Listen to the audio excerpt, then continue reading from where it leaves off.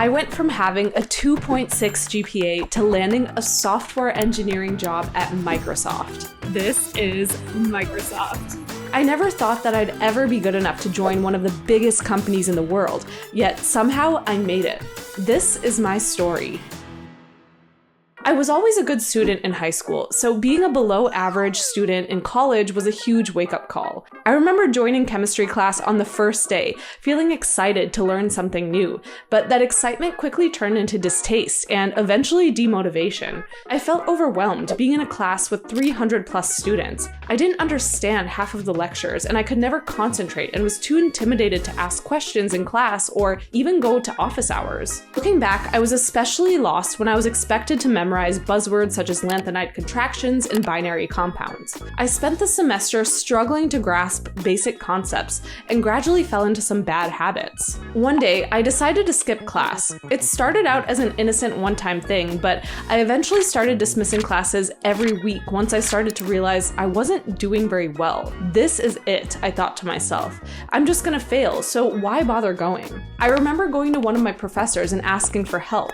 Instead, he looked at my grades and told me that I was better off dropping out of his class now and switching majors. He didn't even have the decency of hearing me out or offering help. It was probably one of the most demoralizing things to hear as a college student. And when you hear the same thing enough times, you start to believe it. I ended up barely passing that chemistry class with a C and quickly decided to switch majors to computer science, thinking that I'd pick things up a little bit more easily because I'd always been pretty good at math. In my first computer science class, we started off by learning about data types, the JVM, and creating methods.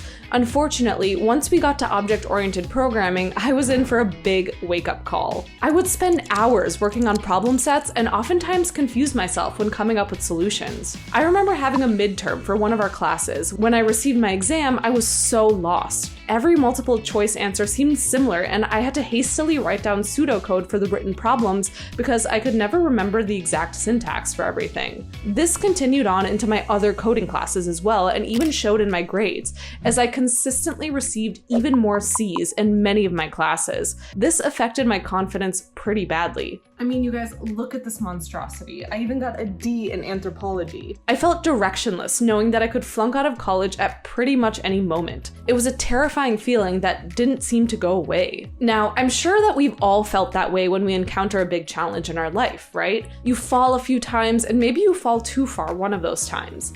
But no one seems to be there to help pick you up, so you feel as though you're doomed for a destiny of mediocrity. That might sound dramatic, but in the moment, that's what it felt like. But at the end of the day, it doesn't mean you're not smart or you're not capable.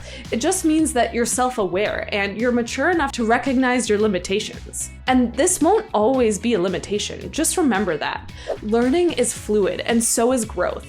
If only I'd been taught that when I was younger. Anyways, after several hiccups throughout my college career, I finally graduated. I had a 2.6 GPA, a B- average. When I took one last sweep at the college fair that spring semester, I knew that I couldn't go to any major company with a GPA like that, so I never really bothered to apply. I would walk past companies like US Bank, Thomson Reuters, and Best Buy and feel disheartened that I'd failed myself. I did end up getting a job at a small startup, but even that felt like I didn't get a job off of merit. The company I had done the internship with owned this startup, and through networking, I was able to get a position without even interviewing. I felt like a fraud that was going to be found out at pretty much any moment. If you haven't noticed, there's one singular constant in my story so far: my mindset.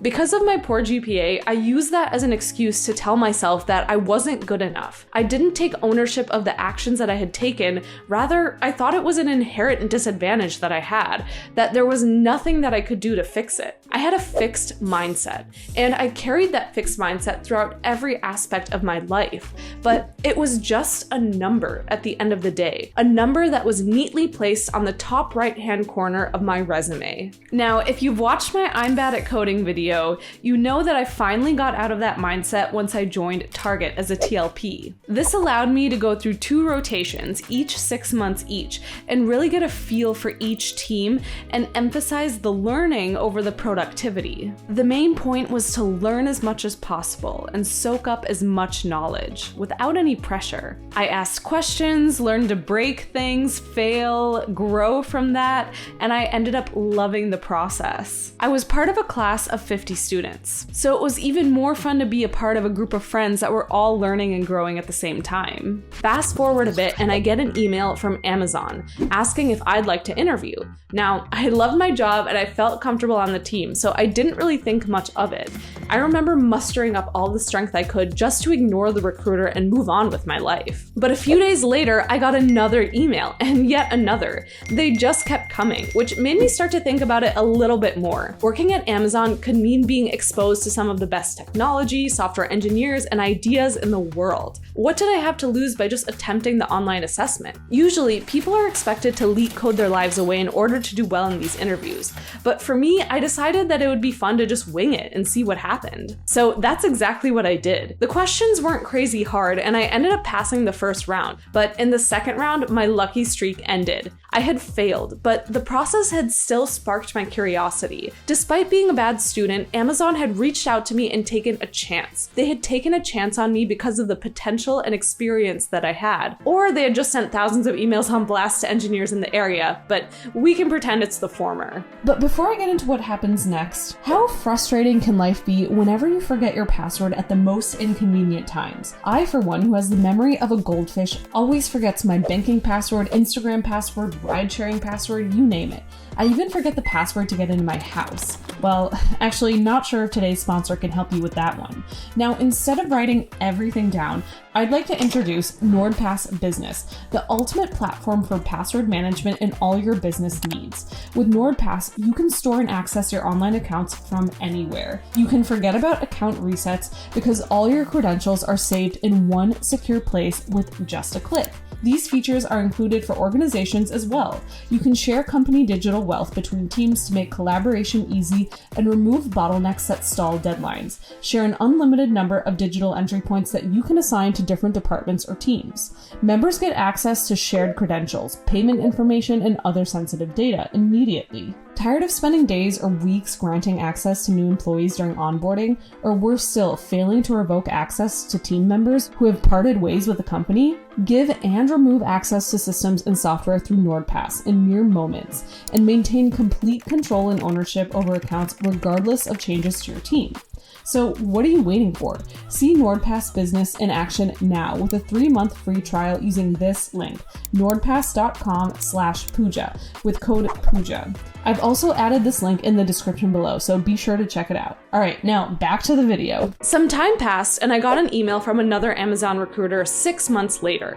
This time, I decided to watch a few YouTube videos to get familiar with the coding process. I started to take things a little bit more seriously, especially when I had a Microsoft recruiter reach out for the first time too. It suddenly dawned on me that I might have a chance to break into big tech. It's even more ironic that I never wanted to break into big tech, but if an opportunity presents itself enough times, honestly, sometimes you just have to grab it. So I started doing a little leak coding. I still didn't want to dedicate too much time to studying, so it was a very half-hearted studying process for me. And this showed in my interviews, as I failed both the Amazon and Microsoft interviews almost immediately. I didn't care much for the Amazon role, but I did reach out to the Microsoft recruiter to ask if I could try again in a few months, to which he said yes. After those interviews, I started getting a lot more interest from recruiters on LinkedIn. I scheduled interviews with Google, LinkedIn, Reddit, and Meta. In all, I did 10 interviews. First with Amazon, then Amazon again, Microsoft, Reddit, Microsoft again, and finally Google. One after the other. I failed them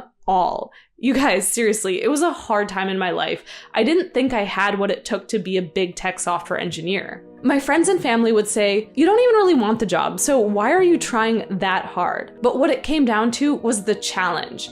To me, being told that I couldn't do it just meant that I wanted it even more. I had never backed down from a challenge, and I wasn't going to this time either. I remember talking to one of my friends. I told him that I'd been rejected so many times that I probably didn't even belong at these companies. To that, he said, "Do you know how many times that people fail the Google interview process on average before getting in? 5. They fail 5 times before getting in. And Meta, 6. Amazon, 3. You're only at interview number 6. You're not even halfway there." To that, I laughed. He was right. I'm not special. Everyone fails all the time. You just have to pick yourself back up again and try again. So anyways, all that I had left was Amazon, LinkedIn, Microsoft, and Meta. Those 4 interviews were my final chance at breaking into big tech. I started grinding LeetCode hard at this point. I had a few weeks to study and I wanted to put all my energy into it. I would study before work, after work, and even do mock interviews with a friend. Eventually, this paid off as I made it to the final rounds for LinkedIn, Meta, Amazon, and Microsoft. I knew that Microsoft was the job I wanted, but I would have been happy to get an offer from any of these companies. I was so excited to get started with the final round interviews. Unfortunately, Amazon and LinkedIn were happening when I was temporarily staying in Greece. So as you can imagine, my interviews would start at 10 p.m. and end at 3:30 a.m. For the most part, LinkedIn and Amazon were okay, but I just couldn't muster up enough strength to stay alert long enough to really impress them. This was obviously poor planning on my part, but it still felt pretty bad when I heard the news later on that week. They had liked me, but not enough to actually offer me a role. This means I only had Meta and Microsoft left. I flew home and prepared for my final rounds with Meta and Microsoft. Meta was first. 3 out of the 4 rounds went extremely well, but I completely bombed 1 round. Because of this, I wasn't offered the job. This meant that I had one more chance with Microsoft. At this point, I was no longer feeling defeated.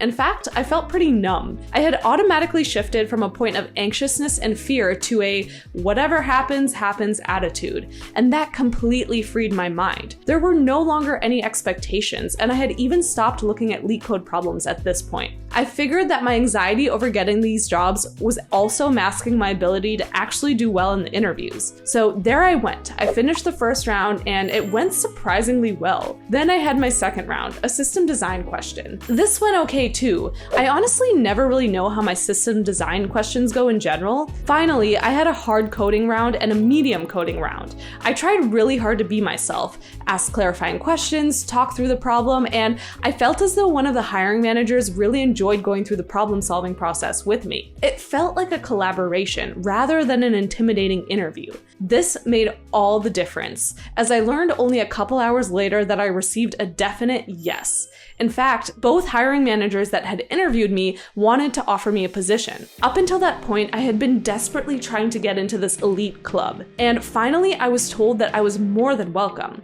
It was such a sigh of relief. I had finally made it. But the whole point of the story isn't to push hustle culture onto you or tell you that working really hard means you can achieve all of your goals. Working hard helps, but recognizing the root of the problem, which for me was psychological, helps the most. It was my mindset at the end of the day. I had always thought of myself as a bad coder, someone who had to prove something to others. But as soon as I stopped caring, and as soon as the rejections didn't hurt me anymore, that's when I was the most myself. That's when I could truly show people what I was made of. And you can too. Don't let anyone ever tell you what you can and can't do. I never dreamed that I'd have a YouTube channel or that I'd be traveling the world or working in big tech. But if you really want something, you just have to fight for it. Go for it.